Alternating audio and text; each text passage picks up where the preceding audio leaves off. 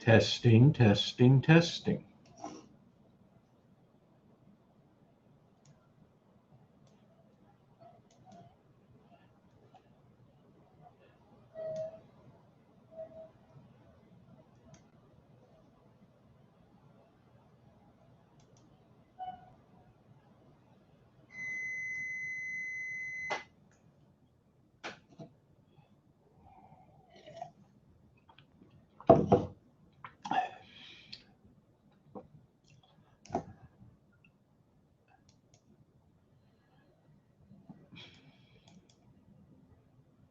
Testing, testing, testing.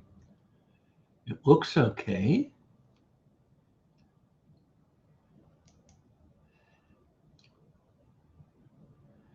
Testing, testing, testing.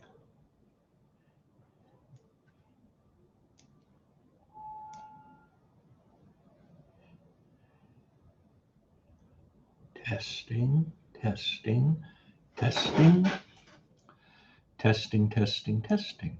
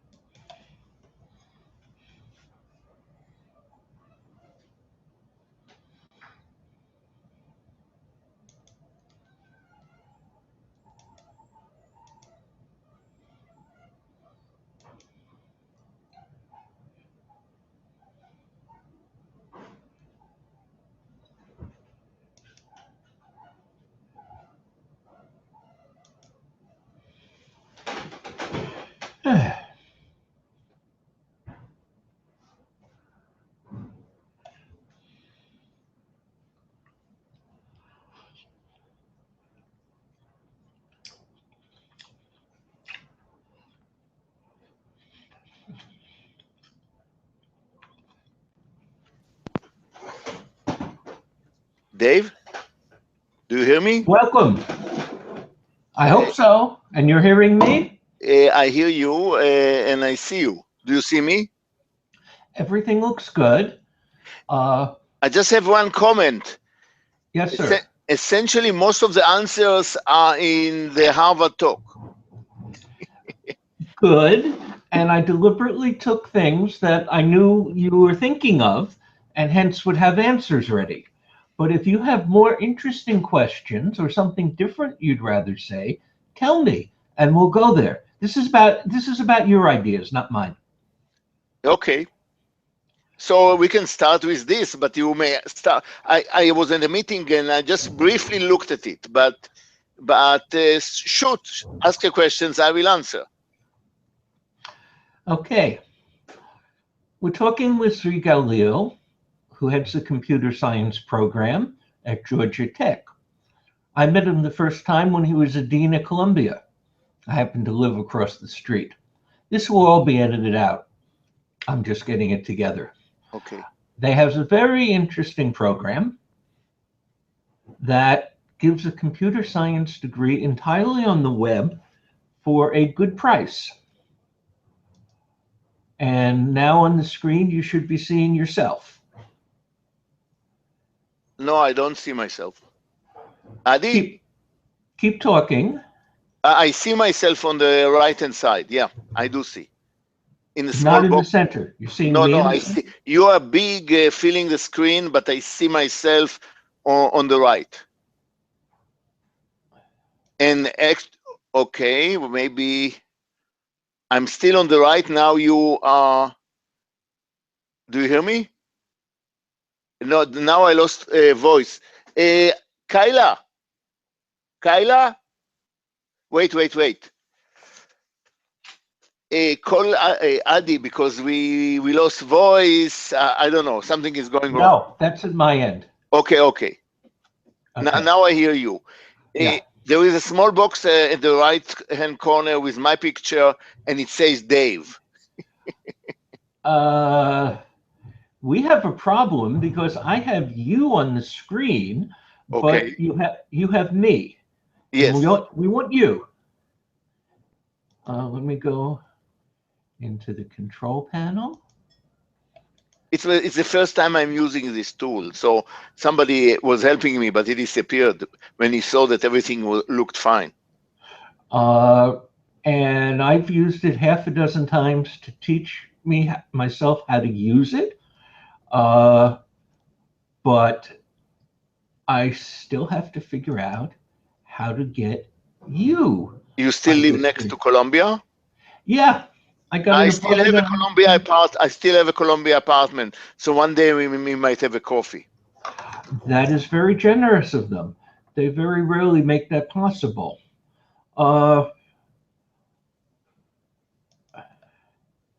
Downloading app, show or hide participants.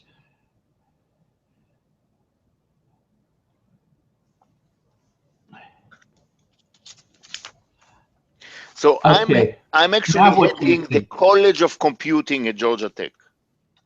Okay. Are you now? Do you see yourself or me on the screen? You are filling the screen. I'm on the right-hand side in a box with the name Dave. I have to apologize. I checked it. I even made sure I have a little bit of light, and I am going to have to look at tech support. Do you want me to check with you in a few minutes? Okay, sure. I have it right? Yeah. So I don't change anything. Okay. Yeah. I don't touch anything except looking in my email. Sounds like. Okay.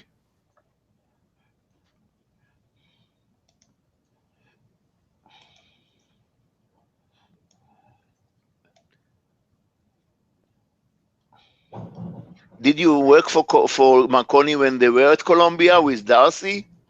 I knew Darcy well. Jenny did the video for John Chaffee. And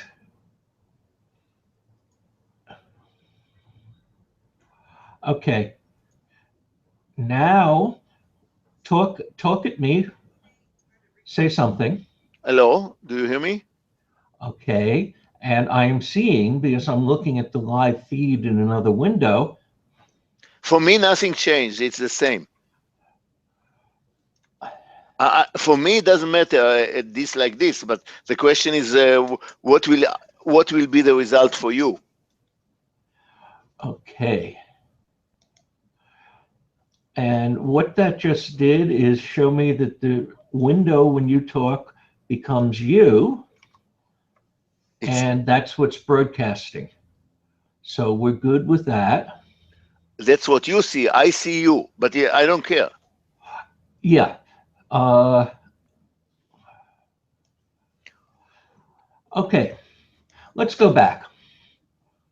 Talking with Zvi Galil.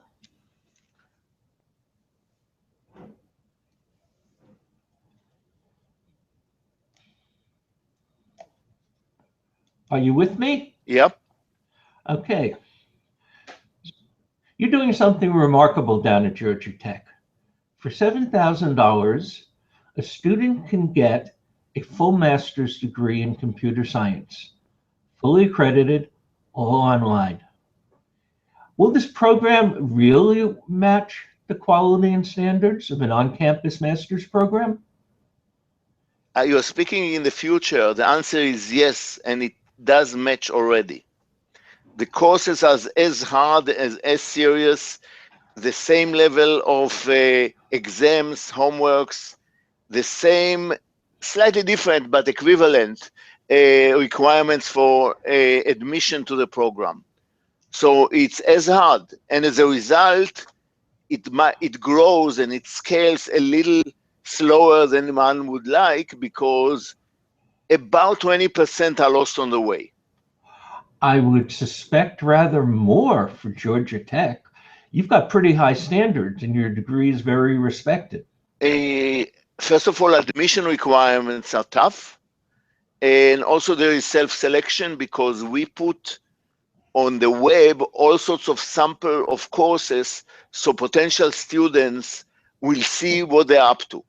So even in the first semester, which was in January of 2014, we only admitted 400, actually admitted 400 more to start later, because we wanted a relatively small number to test all the systems.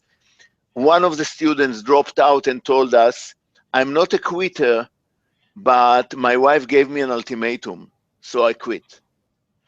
It's really difficult. It's demanding, it's difficult, as much as in Georgia Tech. Faculty agreed to do it because they insisted on maintaining the quality and maintaining the brand.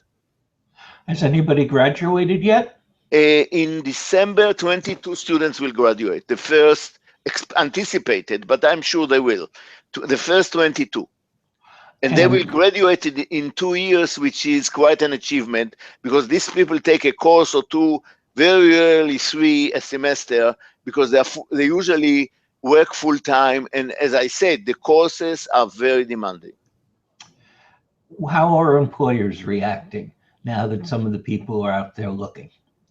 So, first of all, nobody graduated yet. Secondly, we have some stories already of people being promoted or people getting new jobs. And actually, there was a very, very funny story several weeks ago when one of our students did his homework and used some technical words, and we didn't know it, but Google overlooks what kind of technical words you use. And they contacted him on the screen and said, we like you, you're using our vocabulary, do you want a challenge? The person took the challenge, and it was 2 or 3 days of challenges, of problems and answers, and they offered him a job. He started in September to work for Google. He wrote a blog about it. There were over 100 newspaper articles about it in 17 or 18 different languages. So there are some signs, but we don't have a track record. Nobody has graduated as of yet. You said 17 or 18 different languages. I bet your students also speak 17 or 18 different languages. So here we have two seemingly contradictory things. First, we have students from 74 countries. But all in all, international students at the moment are only 21%. When we started, they were only 13%, which is a total reversal to what's going on campus, where international students are 87%. And there are several reasons for this. One of them, we are not that well known abroad. And secondly, many of the international students want to get into the States. If they learn with us, they don't need to. They want a visa. The US visa requirements are rather painful. To some, it's an advantage, but many people want the entry even more so than getting a degree here. Say they have a BA in computer science. They want to work here. They want to live here. They go to a master degree and they get a student visa. At least they get in the door.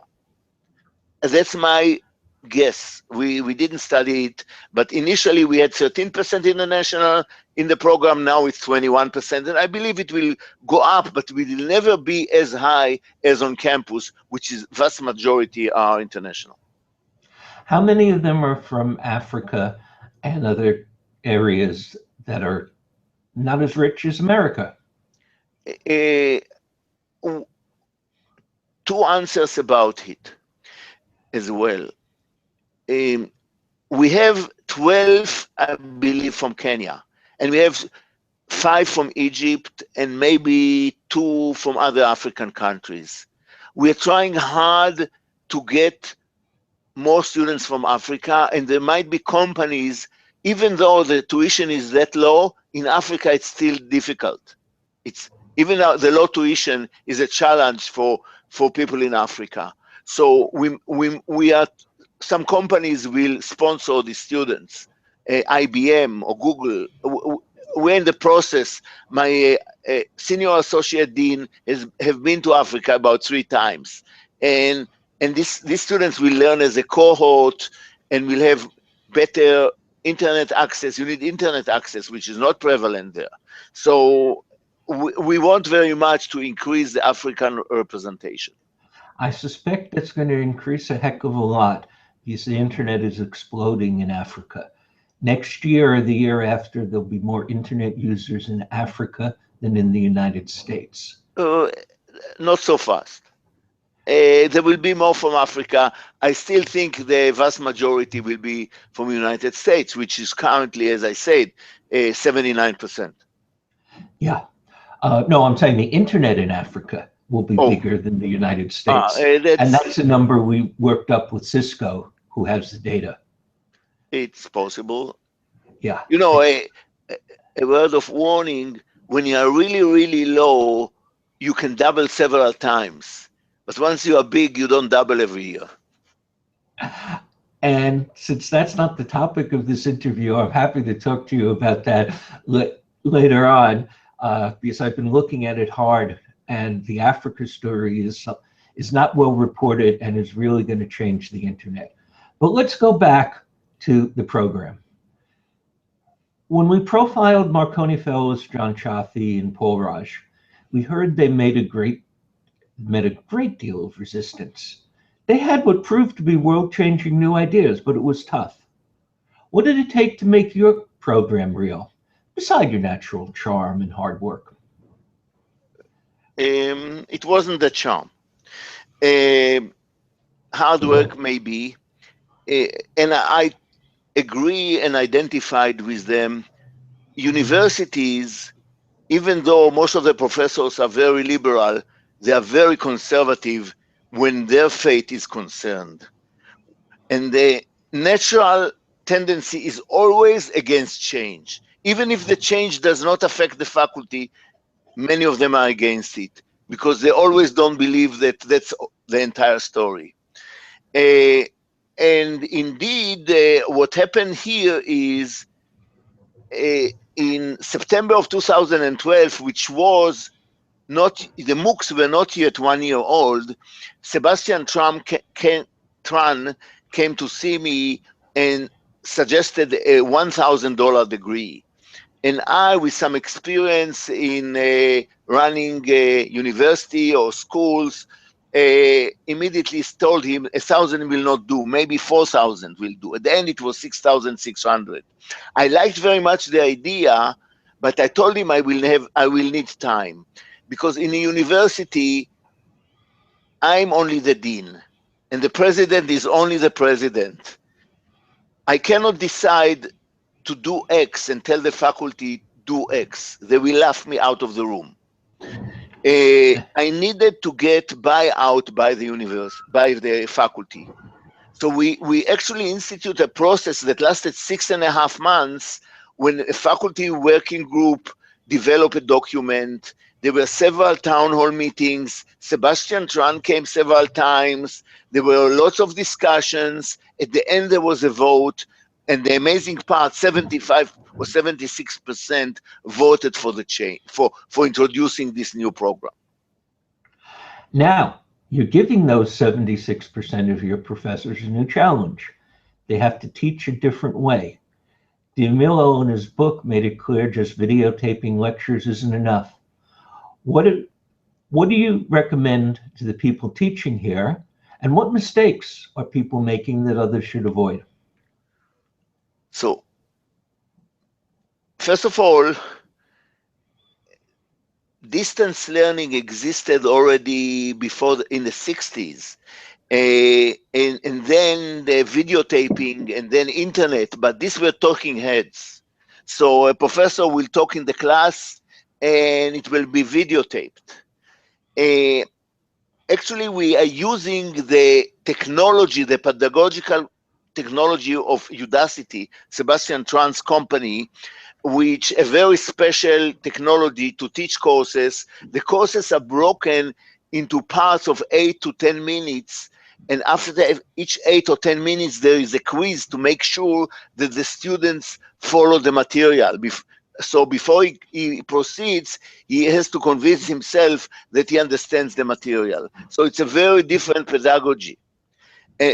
Preparing the course is a huge, huge amount of work.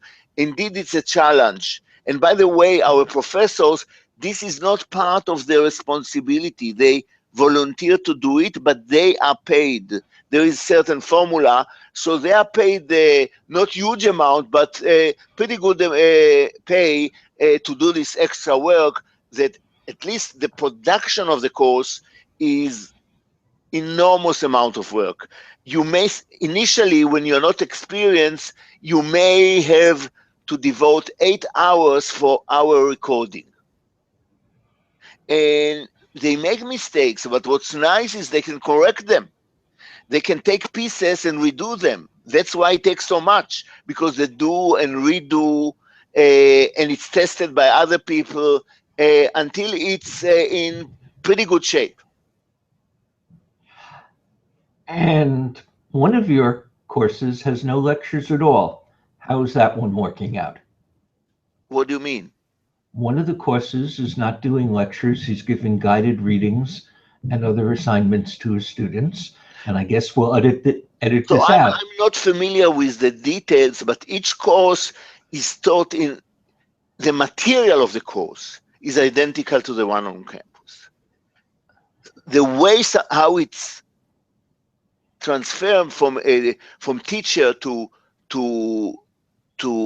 students, it may be different. And by the way, most of the time they don't see a talking head. Actually, they see a hand writing some things on the screen. Now, what are the questions that I should have been smart enough to ask you? How do the students react? Many of them love us. They love it. They love the opportunity. They love the price. Many of them, we actually reached a different cohort than the one on campus. In fact, admissions for for a master program on campus, the number of applicants rose by 30% in the first year, by another 18% in the second year, which sums up to 53 because it's compounded. So 50% more applied for the on-campus. It didn't affect, because these are a little bit different cohorts, though eventually they might be more similar. The students on the online are about 11 years older. And many of them probably would not have done a master's degree in computer science otherwise, because we actually increase accessibility. Our motto is accessibility through affordability and technology. Let me give you an example and tell me whether he would fit in. He's a friend of mine. Many years ago, he was the first in his class in the university in Mali. He tried to get a scholarship in the US and Canada. Couldn't get it. Would he fit into your program? This is a master degree, so he needs to have some prerequisite. He needs to have some basis. And that's the admission process. Test checks it. So if he had a BA, he has to have a BA. You cannot study for master without a BA or BS. He was better than that. He not merely had the BS, he was first in his class in the university. Yeah. Probably in STEM, in science or in computer science is best, but in sciences. So he needs to have scientific background, he needs to have some programming background. So, so without it, he probably will not survive. But plus we take all sorts of other things for consideration. Tell him to apply. First in a class is something very impressive. He probably can make it. Now, if he doesn't have the background, we don't have it yet, but we will be working on a bridge course as a first course for people that are interested in the program but don't have the background. So to bring them up to speed. So we are planning on a course like this. And if his family was very poor and he couldn't afford the $6,600, do you have ways to help people like that? At the moment, we don't have financial aid. Americans actually qualify under certain conditions that I'm not totally familiar with because I don't deal with it directly, for financial aid, for debts, for all or loans, whatever. But for some special students, we try to help them. We don't have any, the program is too new. We will try to add this component, which we don't have yet. But I believe, if he was first in his class, he probably got a job, and he has a decent job, even he's in Mali, wherever he is.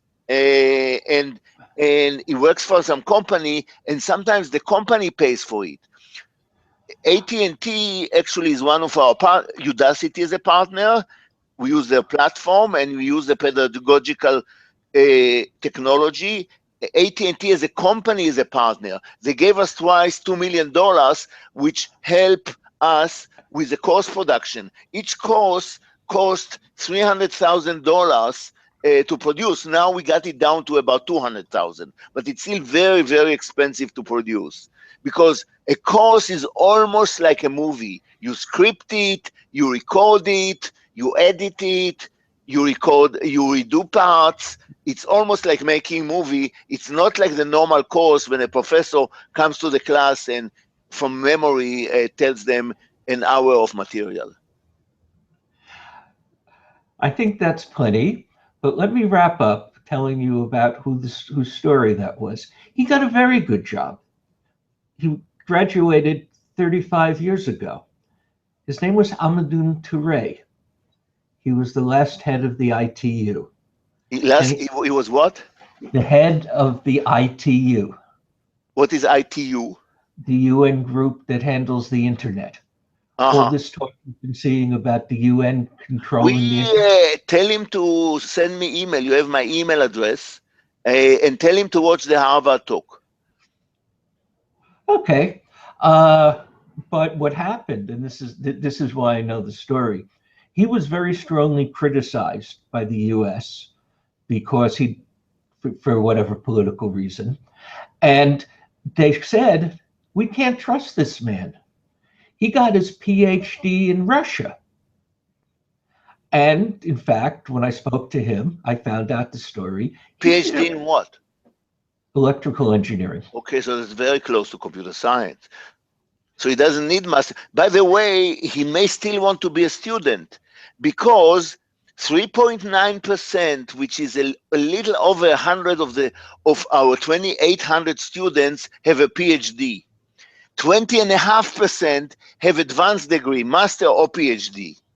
So actually what we are doing is turning more to lifelong learning. And so he, even with a PhD, can still have a master in computer science and enjoy very much our courses and bring him up to date. Well, your courses are available there free. Right. This is with no credit. Exactly. He can do this too. I took a look at some of them. I don't think I could handle them right now. Oh, I studied economics. I've done a fair amount of programming. You probably won't be able to. It's tough. It's really tough. But if you have that skill, I couldn't imagine a better way to just refresh your education at no cost by watching these courses. You are welcome to do it. We put it there for you, for many people to do it, and some of them may decide to see that they can handle it, and they might even apply for and do it for credit and pay, because at least in American terms, it's a very low tuition. It's $6,600 compared Georgia Tech, a non-resident, paid $42,000. At Columbia or another private university, $70,000. MIT just announced last week, in some sense, MIT is going in our footsteps. MIT, which we call Georgia Tech of the North, announced a degree more in industrial systems, where the first half will be online, the second half on campus, so it will still cost $33,000. University of Illinois also is following us. They announced several months ago we'll have iMBA, like iPhone, iMBA. And theirs too will not be as low. It will be something like $18,000. But little by little, we see more places there and make changes, and that will be one of the criteria. Maybe you would ask me, how would you know that you're successful? And we know, and there are several answers to this, and all of them have to be answered positively. One is that the quality is tops, and this one I'm less concerned about because we are doing it. Second is financial viability, and it looks like we are doing it because we are in the black also without the millions now of AT&T. And third is that others will follow. And we see the beginning of it. It is not happening that fast as much as we want, and we are the biggest fans of those that follow us. And let me thank you and say goodbye. It's my pleasure. Are you going to London? No, didn't work out. In fact, I'm swamped with work, so I'm glad it didn't work out. One of which is they want a book from me on 5G wireless. Who wants from you the book? Artec, one of the technical publisher. And I know enough to know how to write that book and where to get the information, because I went to 2 conferences of Ted Rappaport's. I'm reading Andrea Goldsmith's textbook. You know, Ted is fighting for his life. I have good news for you. Yeah, I heard he's doing better. Yeah. He won't be in London, but I heard that he's doing better, and all of us have been praying for him. One of the things we just did is he has a new article that he wrote with some of his students. And we blogged it at Marconi already. We were the first to write that up. So he's not merely feeling better, he's actually doing work. I'm really very happy. He's very nice and he's a friend. Yeah. But I have big ears and I get to listen to some very smart people. I interviewed Paul Raj for the profile for 2 days and I learned so much. It's remarkable. He's a great guy. I'll see him. He's coming to London. Yeah.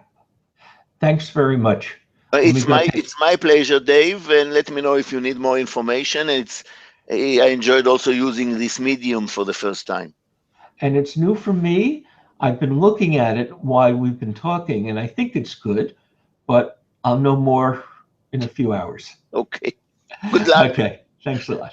Bye-bye.